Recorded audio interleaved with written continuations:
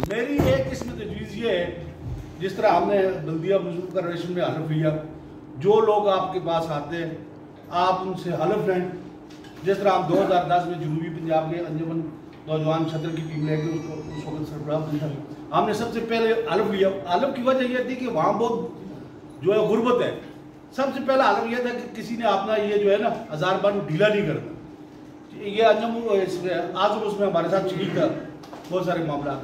बात यह है कि हम एक हलफ लें कि हम मुजफ्फराबाद के लिए, कश्मीर के लिए, आज़ाद कश्मीर के लिए हमें कोई बुरा नहीं लगता, कोई पंजाबी हो, सिंधी हो, उधर कोई इंडिया वाला हो, लेकिन हमें अपने हुकूक तो अच्छे लगते हैं।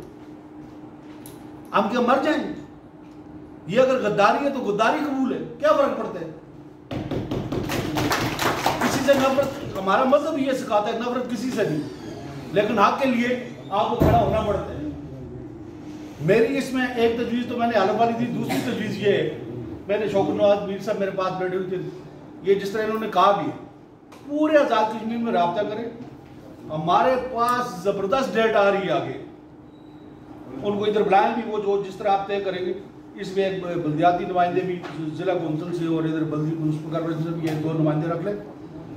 24 अक्टूबर हमारे पास ऐसी डेट है जिसको हम पूरे वर्ल्ड में हम ये जो सारा मामला है इसको हम पुशअप कर सकते हैं। वो कैसे?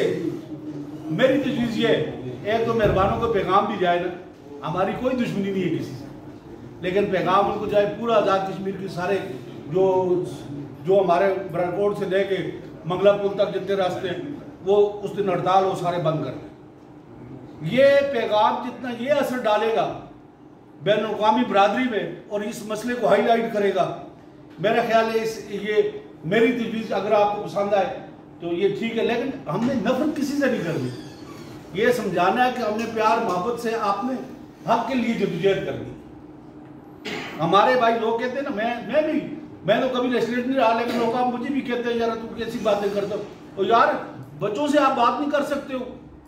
आज जितना मैं समझता था मेरे पास बड़ा इल्म, छोटे से बच्चे से उसके इल्म का मैं मुकाबला नहीं कर सकता।